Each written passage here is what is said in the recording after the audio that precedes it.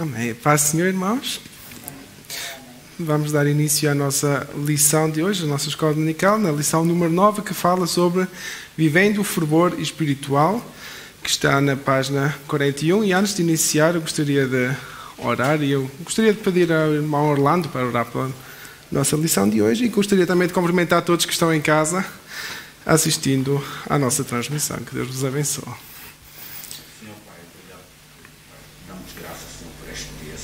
Obrigado, Senhor, que o Senhor esteja hoje podendo nos despertar, Senhor.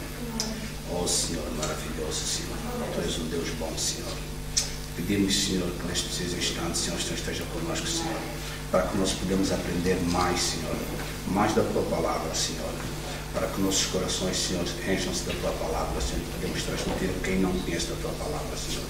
E damos graça, Senhor, que essa escola, Senhor, que não seja para aquilo que o Senhor ministrar, mas sim que sejas Tu, Senhor, que dê a sabedoria, Senhor. E damos graça em nome do Pai, do Filho e do Espírito, Senhor. Amém. Amém. Amém. Então, como já tinha dito, a lição número 9, que se encontra na página 41, na revista dos alunos, e na página 61, na revista dos professores. Vamos começar com o texto áureo, que se encontra em Efésios 5:18, que diz: E não vos embriagueis com vinho e que há contenda, mas enchei-vos do Espírito. E a verdade prática disso, ser cheios do Espírito, pode-se referir tanto ao batismo no Espírito Santo, como também à vida plena no Espírito.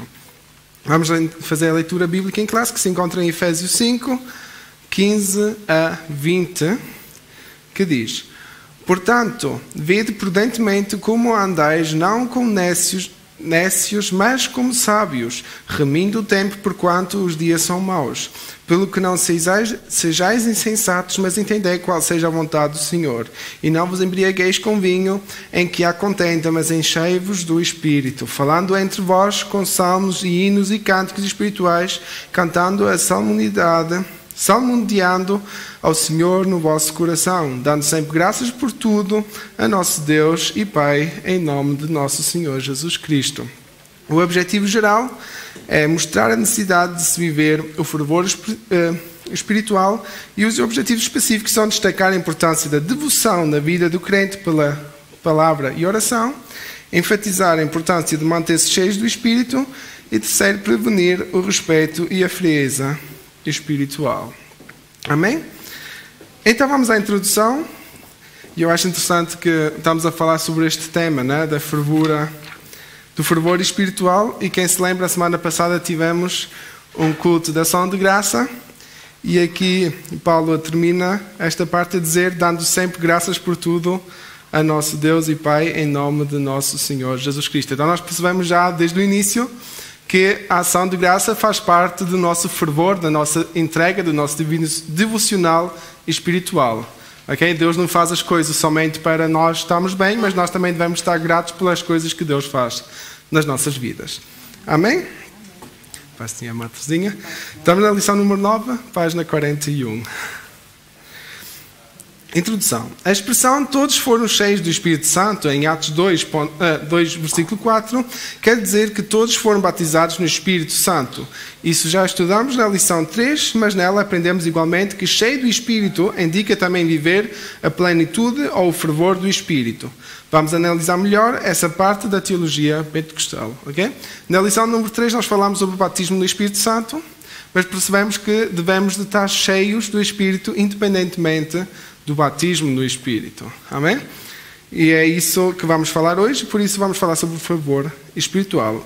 Tópico 1 diz a importância da devoção pela palavra e oração. Paz do Senhor, pastor. O apego à palavra e o hábito de orar são indispensáveis à vida cristã.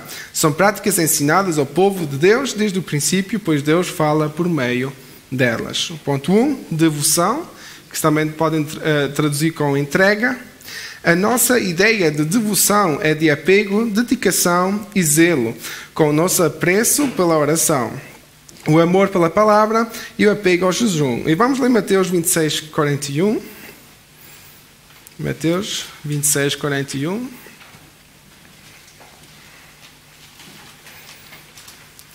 Que é uma palavra muito conhecida.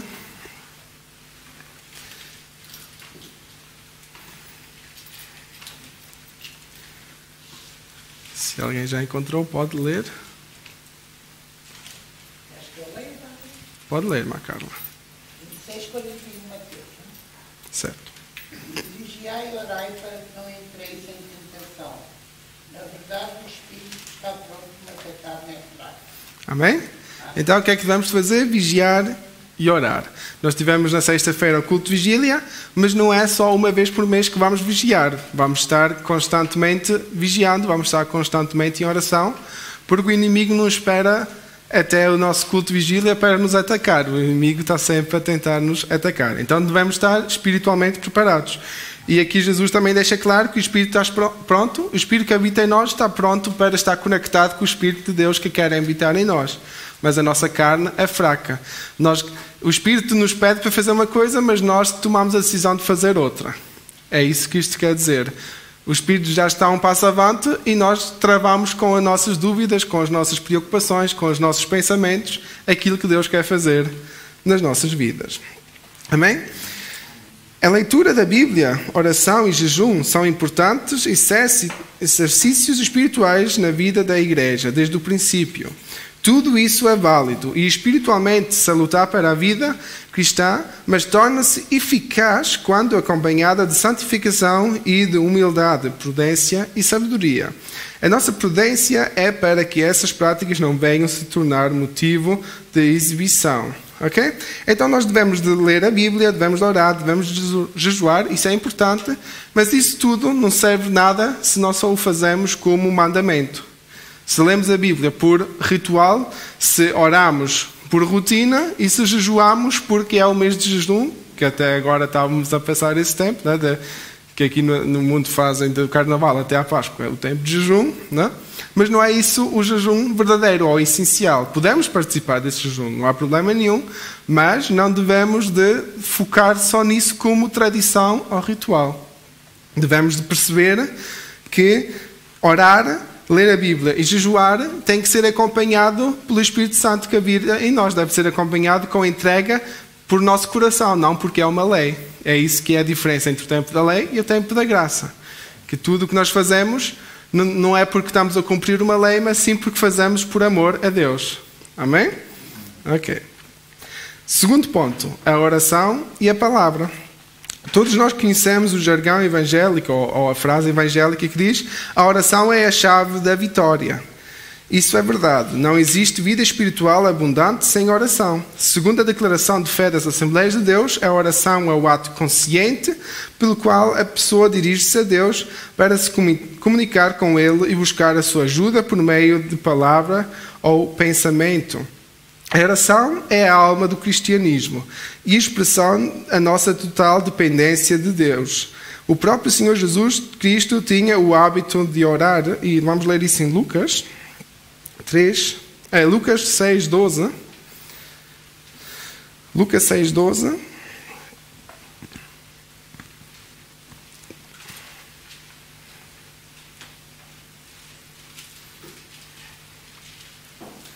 Sim.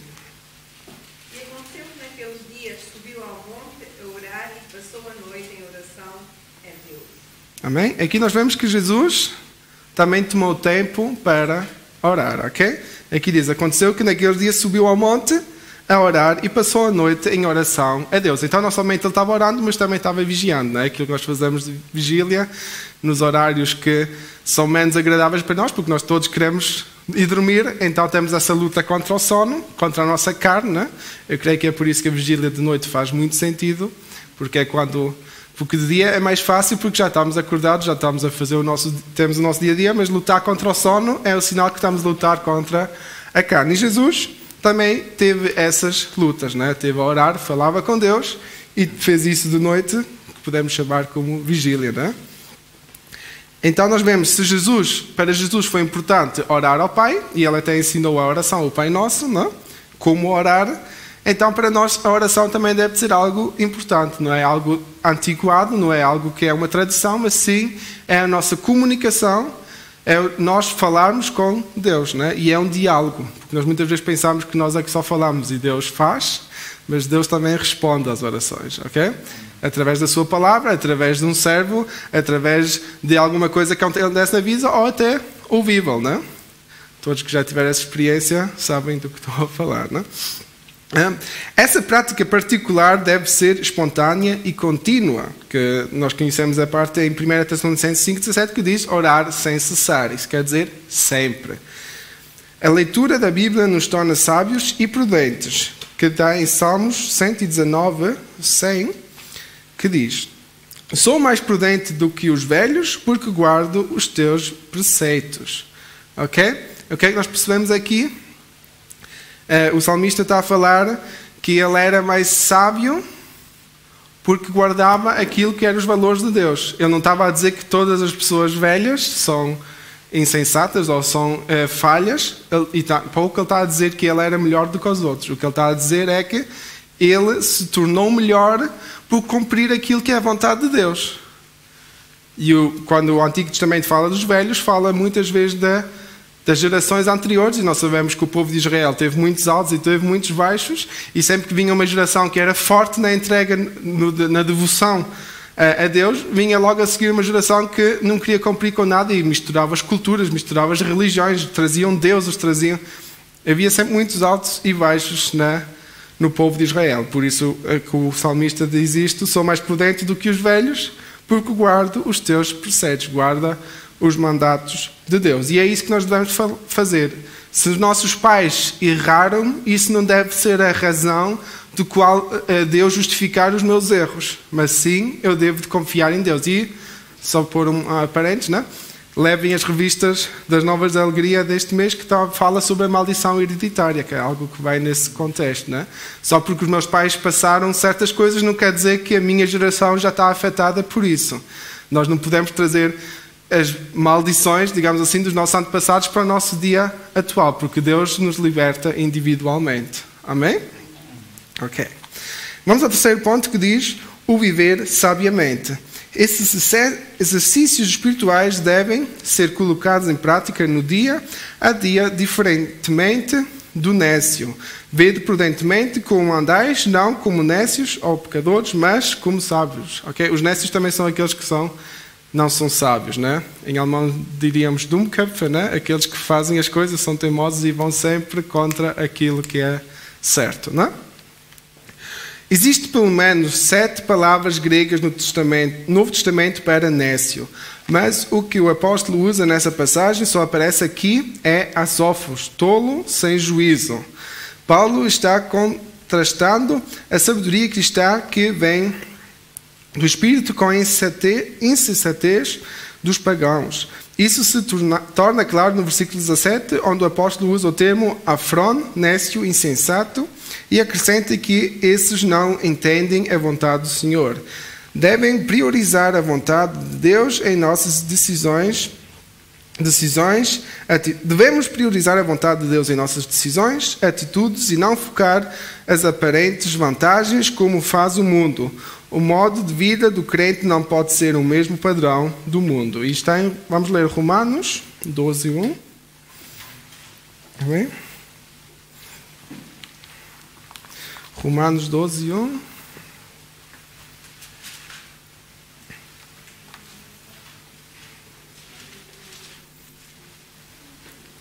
Quem tiver pode ler. Rogo-vos, pois, irmãos, pela compaixão de Deus, que apresenteis o vosso corpo em sacrifício vivo, santo e agradável a Deus, que é o vosso culto racional. Amém? Então, o que é que aqui o apóstolo Paulo deixa claro? Que devemos entregar o nosso corpo em compaixão a Deus. Devemos entregar o nosso corpo a Deus como culto racional. O que é que isso quer dizer? Não é só um culto aqui de domingo, mas a nossa vida deve ser em plena entrega a Deus. Tudo o que nós fazemos, devemos fazer segundo a vontade de Deus. E então o nosso corpo, que é o templo onde habita o Espírito Santo, se torna um culto racional. A nossa vida torna-se uma vida de adoração a Deus, independentemente daquilo que estamos a fazer atualmente. Se estamos no trabalho, estamos a adorar a Deus. Se estamos na igreja, estamos a adorar a Deus. Se estamos em casa, estamos a adorar a Deus. Se fazemos as coisas da forma que Deus quer de nós, se amamos o nosso próximo, se temos compaixão com aquele que está mal, se oramos, se jejuamos, se vigiamos, isso tudo faz parte do nosso culto racional a Deus. Amém? O quarto ponto diz, remindo o tempo. Essa frase diz muito mais do que parece à primeira vista. O verbo remir significa comprar de novo, resgatar, aproveitar o melhor possível. A palavra tempo é bem conhecida entre nós, kairos. Tempo no sentido de ocasião, oportunidade. Essas duas coisas são especialidades dos crentes que, cheios do Espírito Santo, resultam no viver sabiamente. O crente sabe aproveitar as oportunidades para fazer a obra de Deus, falar de Jesus às pessoas que ainda não conhecem o Evangelho, até mesmo em circunstâncias difíceis. Na verdade, tanto hoje como nos dias apostólicos, os dias são maus. Amém? Então, quando lemos a Bíblia, né, nós percebemos que os tempos em que viviam os apóstolos eram tempos difíceis. Muitos deles foram martirizados, né? Foram mortos pelos perseguidores deles. Passaram por muitas dificuldades, foram apedrejados, foram açoitados, foram achicoteados, né? Passaram por muitas dificuldades. Nós isso não passamos fisicamente, mas verbalmente somos atacados pela sociedade não aceitar a nossa fé muitas vezes. Né? Muitas vezes temos que justificar porque é que ainda cremos em um Deus, porque isso já é tão antiguado e isso é muito conservador, isso são valores que já não são necessários hoje em dia. Por isso nós ainda passamos por isso. Mas devemos de usar o nosso tempo que Deus nos dá, não pensando nas críticas que levam contra nós, mas sim usando as oportunidades que Deus nos dá para consolar o nosso próximo, para falar com aqueles que estão perdidos. E Colossenses 4:5 diz: andai com sabedoria para com os que estão de fora, remindo o tempo. Quando nós aqui lemos remindo o tempo, não quer dizer que devemos de poupar o nosso tempo, ok? Podíamos pensar nesse contexto, mas não. Remindo o tempo aqui quer dizer aproveitando essa oportunidade. Deus dá-nos essa oportunidade, Deus nos dá esse tempo. Se nós encontrarmos com alguém, seja conhecido ou desconhecido, e nós começarmos uma conversa, porque Deus já tem um propósito por detrás dessa conversa. Então devemos aproveitar esse tempo, usando esse tempo, essa oportunidade, para falar também da vontade de Deus. E muitas vezes aparecem pessoas à nossa frente. Nós ouvimos a irmã Morena, que falou há algumas semanas a dizer que a sua patroa veio falar com ela e de repente a irmã Morena teve a chance de consolar o coração dela com a palavra de Deus. Mesmo se a chefe dela não estava à espera disso, de certeza, naquele momento. Não é? E nós ouvimos a semana passada todo o testemunho e nós vemos que a vontade de Deus assim se concretiza nas pessoas, e concretiza-se em nós. E Deus quer usar-nos. Amém? E é essa a nossa missão. Se nós relembrarmos que Jesus disse, ide e pregai o Evangelho. Isso é a nossa missão. Jesus podia enviar os anjos para pregar. Só que Deus quer usar a nós, os seus filhos, porque nós somos filhos dele. Nós também devemos de ter essa vontade de obedecer à sua vontade e ter compaixão com os nossos irmãos que estão aí perdidos. Não? Amém? Que são todos criação de Deus e só ainda nos chegar ao estado de filhos porque ainda não conhecem o seu pai, que está à espera como o pai do filho pródigo para os receber de volta e festejar. Amém? Ok, vamos ao segundo tópico, que diz a importância em manter-se cheio do Espírito. A obra do Espírito Santo na vida do crente é dinâmica, ele não fica estático a partir da conversão, pois a expressão cheio do Espírito Santo significa reacender a chama do Espírito. Não se deve confundir com a expressão cheios do Espírito Santo do Pentecostes, ok? Temos que perceber que há essa diferença, nós falámos na lição 3 sobre isso. O batismo no Espírito Santo sucede e tem uma certa característica em cada um de nós, mas o ser cheio do Espírito não é só no momento em que nos convertemos. É uma chama constante que temos que cuidar, temos que alimentar, porque senão o Espírito que habita em nós vai começar, né? A palavra diz que ele é ciumento. Ele não quer dividir o espaço com ninguém que possa estar em nós. Ele não quer dividir o nosso coração com o nosso amor ao futebol, né? Para os homens, ou pelo nosso amor às telenovelas, para as irmãs. Ou não... Deus, o Espírito Santo quer ter-nos por completo, não quer só 12 horas do dia, Ele quer 24 horas do dia, 7 dias na semana, 365 dias por ano, sempre. Amém? Então, quer dizer também que esse Espírito tem que ser alimentado. O Espírito que habita em nós necessita estar em comunhão com Deus, porque Deus é que alimenta o nosso espírito. Ele é que nos sustenta, e então é necessário que nós não deixemos apagar essa chama. Amém? O ponto 1 diz: e não vos embriagueis com vinho, que lemos no versículo 18a.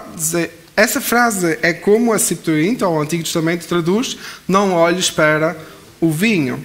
A passagem em Provérbios explica a consequência destrutiva da bebedeira e a compara com a picada de uma cobra. A palavra usada para contenda significa também devassidão, desilusão.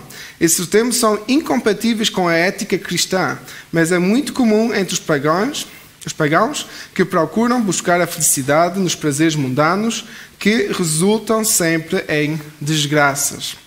Amém? Nós sabemos que a consequência de estarmos embriagados, né, das bebedeiras, muitas das vezes terminam em brigas. Né? Não quer dizer que seja sempre, né? Mas não, quando falamos das bebedeiras, nos excessos. Né? Então aí nós percebemos bem que a palavra nos adverte sobre isso. Porque se nós tomamos, né, é igual qual tipo de vício nós temos, quando chega aos excessos, isso tudo vai trazer problemas nos nossos relacionamentos, vai trazer problemas naquele momento, né? Eu creio que cada um de nós já viu alguém, ou já passou por essa experiência, de estar com alguém que está embriagado, e essas pessoas costumam estar fora de controle, né? Às vezes não se pode dizer uma frase e eles já começam uma briga, ou até começam a porrada, né? Começam a pancada, e aquilo acaba horrível, né? A palavra adverte isso, né? Por isso é que diz que nós não devemos de embriagar-nos com um vinho. Porque, se vocês se lembram, nos Atos dos Apóstolos, o que é que foi a primeira coisa que as pessoas que ouviram os apóstolos a falar em línguas, o que é que foi a primeira coisa que aconteceu? A dizer que eles estavam embriagados. Ok? Mas como é que nós podemos diferenciar que alguém está embriagado de alguém está cheio do Espírito? Pelas ações. Alguém que está embriagado até pode falar em línguas que já não percebemos, não é? Mas não são essas as línguas do Espírito Santo, não é? Porque pelas ações vamos ver que essa pessoa vai começar brigas, essa pessoa vai começar contendas. E infelizmente existem esse tipo de contendas também na nossa vida espiritual, existem esse tipo de contendas também na igreja, justificadas entre parênteses, não é? Pelo Espírito Santo. Mas o Espírito Santo nunca foi alguém que quis trazer contendas na igreja, não é?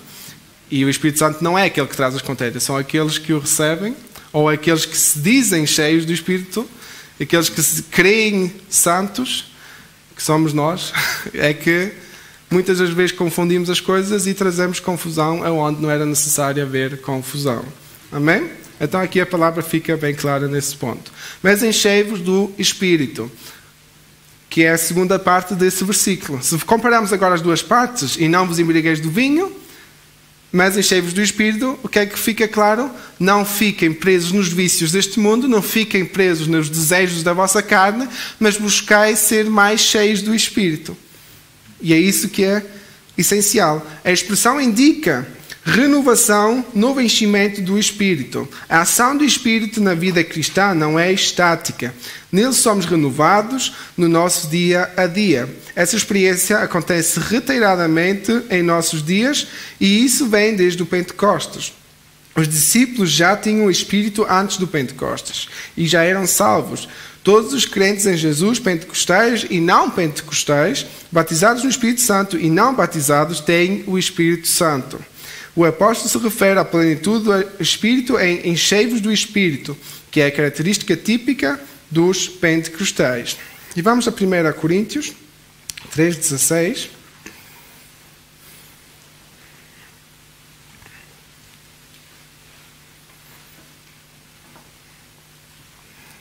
Primeira Coríntios 3,16.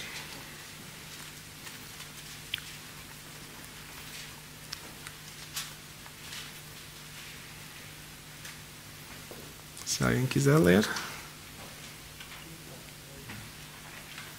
Não sabeis vós que sois o templo de Deus e o Espírito de Deus habita em vós? Amém? Muito obrigado. Então, se nós somos o templo de Deus, o Espírito de Deus habita em nós, nós percebemos que temos que cuidar desse Espírito de Deus que habita em nós, não é?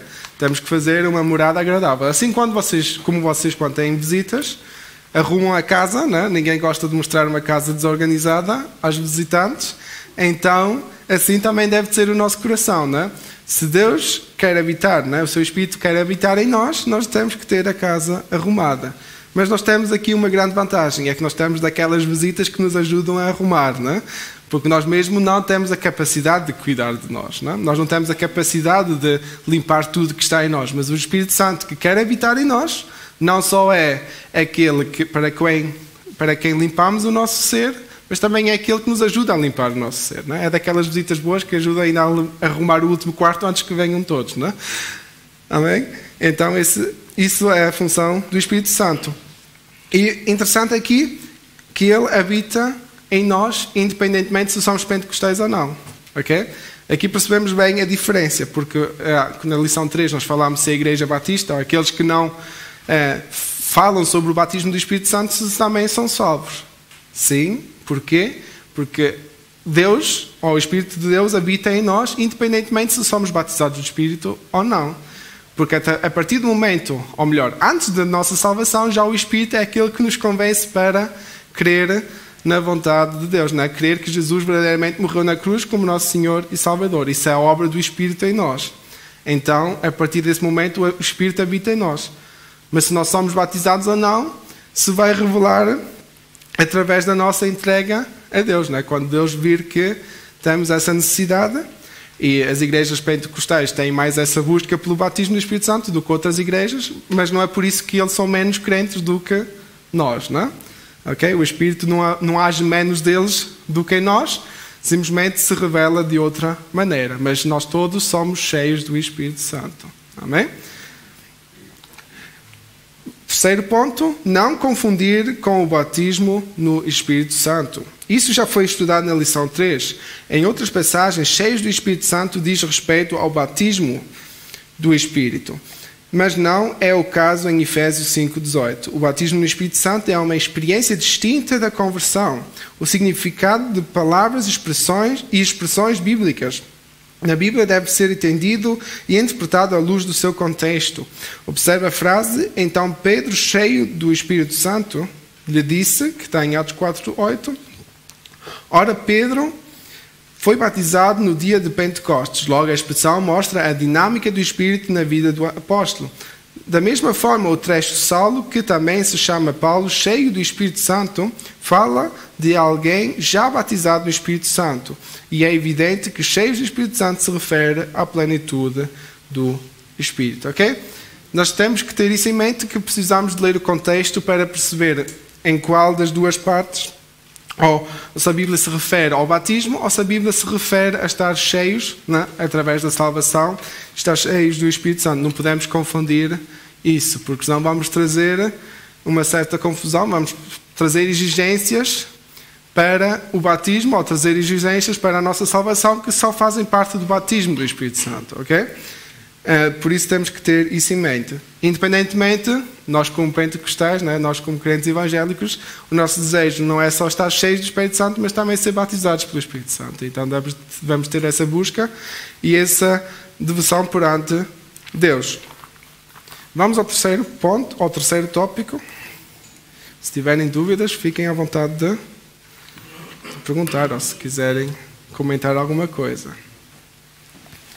Ok, terceiro tópico diz, vigilantes contra a frieza espiritual. E esse ponto é muito importante, porque se nós vivemos no tempo atual, nós percebemos que existe uma certa frieza na sociedade, que também faz parte dessa frieza espiritual que existe, não é? Porque se as pessoas não buscam a Deus, o seu espírito não é alimentado, então existe uma frieza espiritual.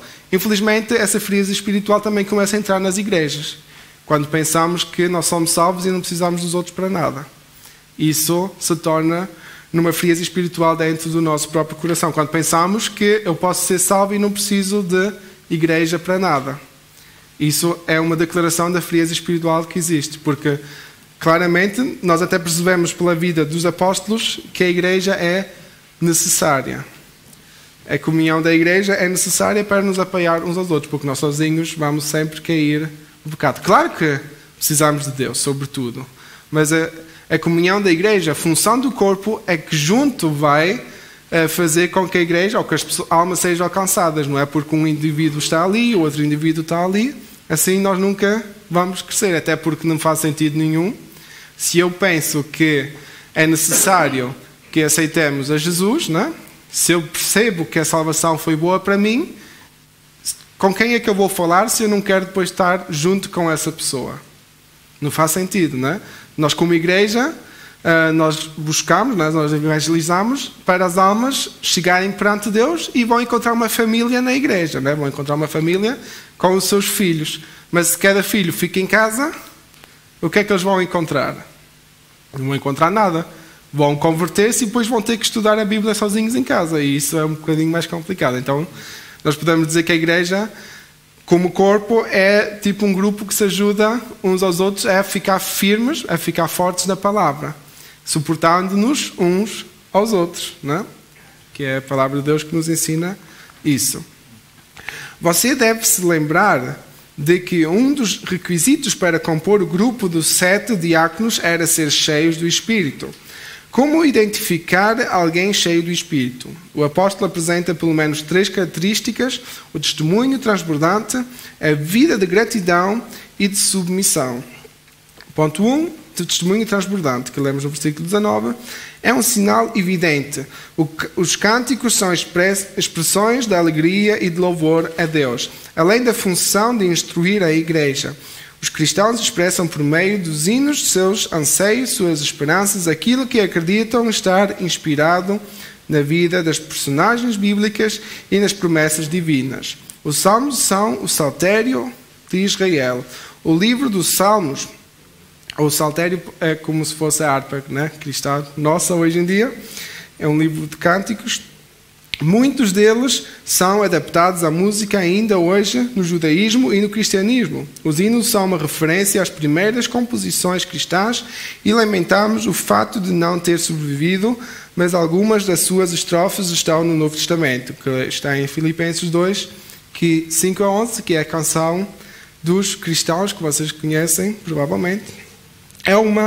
É um bom exemplo. Os cânticos espirituais, palavras não premeditadas, cantadas no Espírito durante a adoração, são um poderoso meio de edificação que contribui para a glória de Deus. E vamos a Colossenses 3,16. Colossenses 3,16.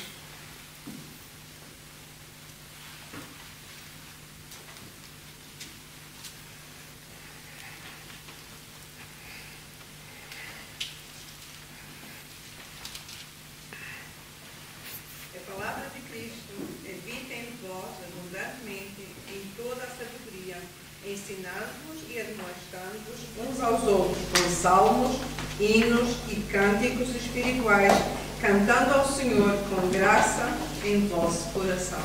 Amém? Ok, então nós vemos aqui que o louvor faz parte de nossa edificação, né, do nosso fervor espiritual, e devemos de o fazer para ensinar e admoestar-nos, né? Devemos ensinar uns aos outros, devemos de sustentar-nos uns aos outros, devemos às vezes até de ser duros uns com os outros, né? Em amor, né? Não é ser duros só para magoar alguém, mas ser duros em amor, para ensino dessa pessoa, para que ela possa acordar dos enganos que está a viver, e devemos fazer tudo isso em graça, com graça em nossos corações, né? Em gratidão a nosso Deus. Segundo ponto, dar graça em tudo. Essa é a vontade de Deus e deve ser a marca de todos os cristãos. Ser cheios do Espírito nos leva a uma vida alegre, dando sempre graças por tudo a nosso Deus e Pai, em nome de nosso Senhor Jesus. O Espírito Santo nos capacita a levar uma vida de gratidão a Deus, Pai, centrada em Cristo. Há diversas passagens tripartidas no Novo Testamento. E vamos ler elas todas, e eu vou pedir ao pastor para ler Mateus 28, 19. Vou pedir à irmã Morena para ler 1 Coríntios 12, 4 a 6. Vou pedir à irmã Delfina para ler 2 Coríntios 13, 13. O irmão António para ler Efésios 4, 4 a 6. E Carol, podes ler 1 de Pedro 1 a 2, por favor. Pastor Lucas, Mateus 28, 19. Irmã Morena, 1 Coríntios 12, 4 a 6. Irmã Delfina, 2 Coríntios 13, 13. Irmão António, Efésios 4, 4 a 6. E Carol, 1 de Pedro 1, 2. Portanto, vão e façam discípulos de todas as nações, batizando-os em nome do Pai, do Filho e do Espírito Santo, ensinando-os a obedecer tudo o que lhes ordenei. Eu estarei sempre com vocês até o fim dos tempos. Amém? Obrigado, pastor. Irmã Morena. Ahora bien, há división de dones, pero el Espíritu es mismo. Y hay división de misterio, pero el Señor es el mismo. Y hay división de operaciones, pero Dios que hace todas las cosas en todos es el mismo. Amém? Obrigado. Irmã Delfina. Amém. A graça do Senhor Jesus Cristo, o amor de Deus e a comunhão do Espírito Santo seja convosco todos. Amém. Amém. Irmão Antônio. Há um só corpo e um só Espírito, como também fostes chamados em uma só esperança da vossa vocação, um só Senhor, uma só fé, um só batismo. E o 6? Um só Deus e Pai de todos, o qual é sobre todos e por todos e em todos. Até aí. Obrigado, irmão. E Carol? Vocês foram escolhidos de acordo com o propósito de Deus, o Pai, e pelo Espírito Santo de Deus, vocês foram feitos um povo dedicado a Ele, a fim de obedecerem a Jesus e ficarem purificados pelo seu sangue. Que vocês tenham mais e mais a graça e a paz de Deus. Amém. Ok? Então nós percebemos nestas passagens todas que Jesus, né, e os apóstolos se referem sempre a Deus Trino. Né? Por isso é que também, passando o que falámos a semana passada, não faz sentido não crer num Deus Trino, né, na Trindade, porque nós percebemos que os três trabalham sempre em comum, como um só Deus, mas com as três funções, né, com as três pessoas individuais que se apresentam como Deus Pai, Deus Filho e Deus Espírito. E então nós percebemos nessas três partes que é necessário. E devemos ser gratos aos três. Não? Nós falámos também sobre isso a semana passada, que há igrejas que só são gratos a Deus, há igrejas que dão muito valor só ao Espírito e há igrejas que dão só valor a Jesus. Mas nós devemos ser gratos às três pessoas de Deus. Não? Enfim, ao cabo, nós somos sempre gratos a Deus em todo. Não? Mas não há problema quando falamos das três pessoas, nós referimos-nos sempre a Deus. Amém? Só não devemos dar só ênfase a uma das três pessoas. Isso é muito perigoso e é errado. Amém? Ok. Pronto. Terceiro ponto, a sujeição, que encontramos no versículo 21, que diz: o quebrantamento e a humildade expressam bem a plenitude do Espírito. A submissão é outra consequência de uma vida na plenitude do Espírito, pois o Espírito nos capacita a essa sujeição. É dever cristão se submeter às autoridades constituídas, aos seus superiores hierárquicos. Essa sujeição deve haver entre os irmãos na igreja. Amém? E vamos ler 1 de Pedro 2,13. 1 de Pedro 2,13.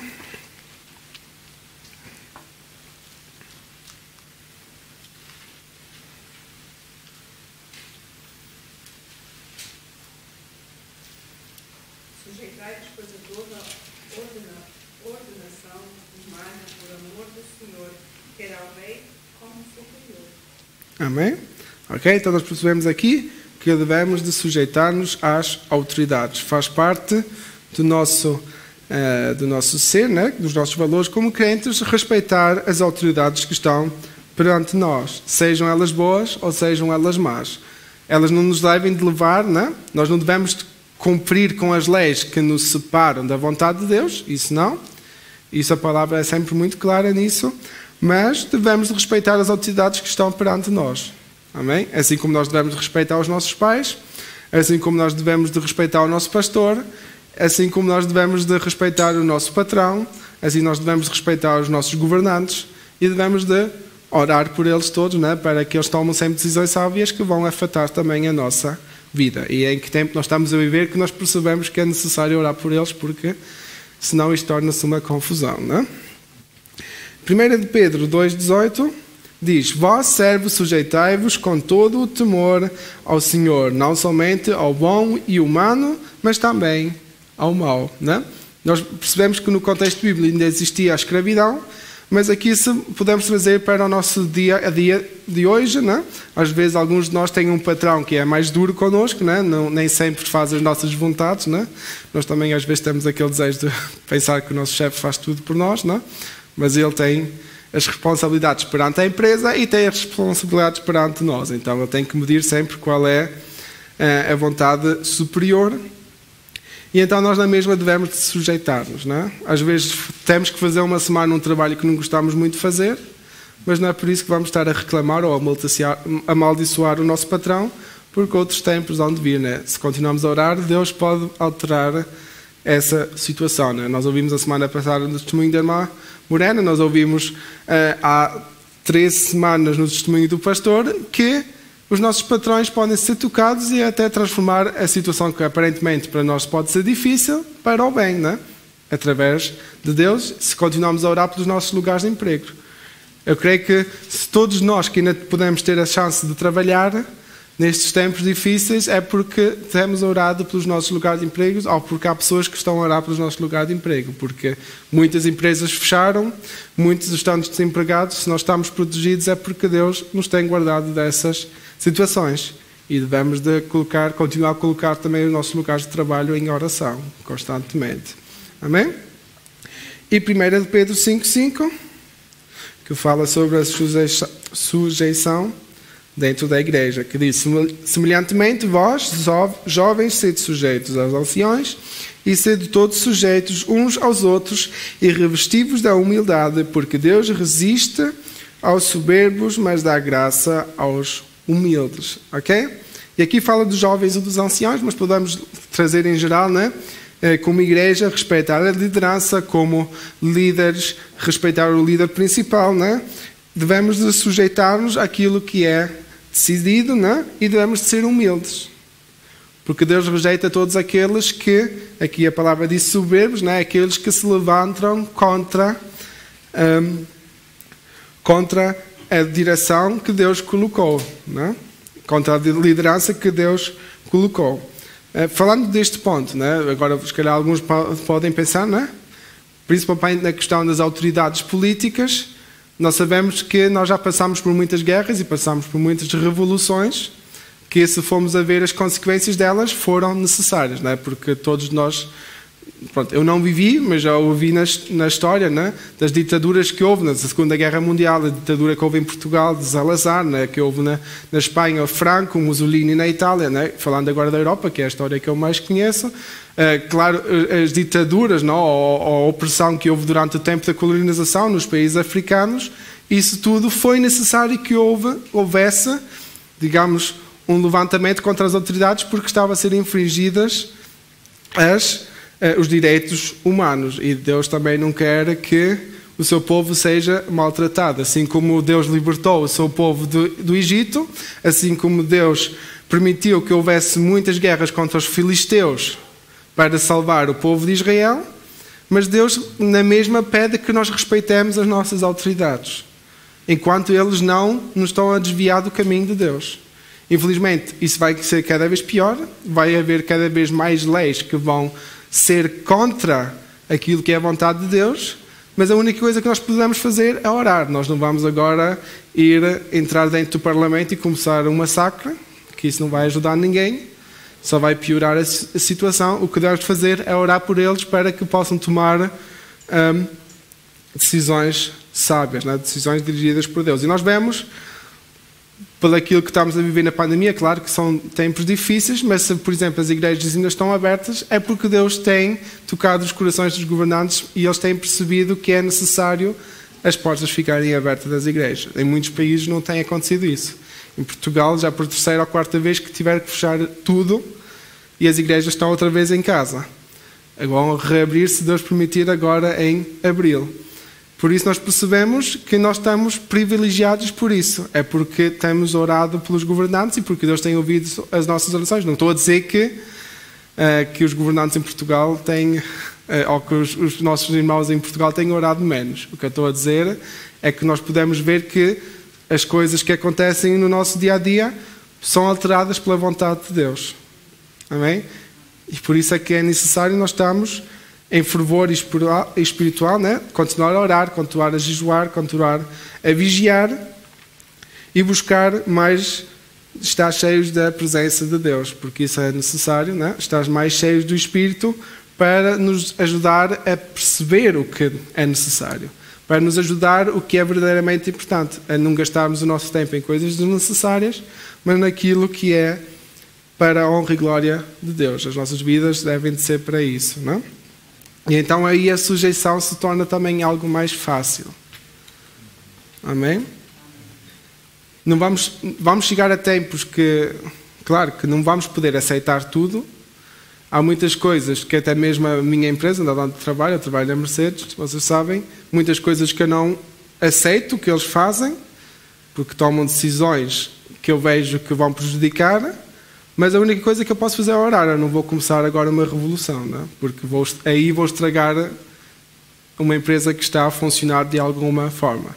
E podemos fazer isso, não é? E cada um de vocês deve fazer isso também pelas vossas empresas. Eu creio que nas nossas orações oramos uns pelos outros.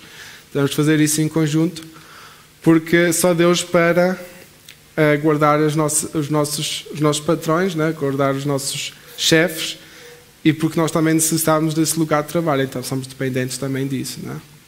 Deus proverá de tudo, mas nós também devemos fazer a nossa parte. Amém?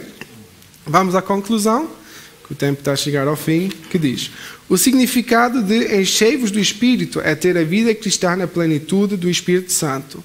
Isso envolve todos os aspectos da nossa vida, desde os cultos até o lar, desde o lar até o trabalho e a sociedade. Por meio desses testemunhos é possível observar quem é cheio do Espírito. Amém? Então devemos de ter sempre o nosso testemunho, dado por Deus, né? Dado pelo Espírito Santo, em dia. O que é que isso quer dizer, ter o testemunho em dia?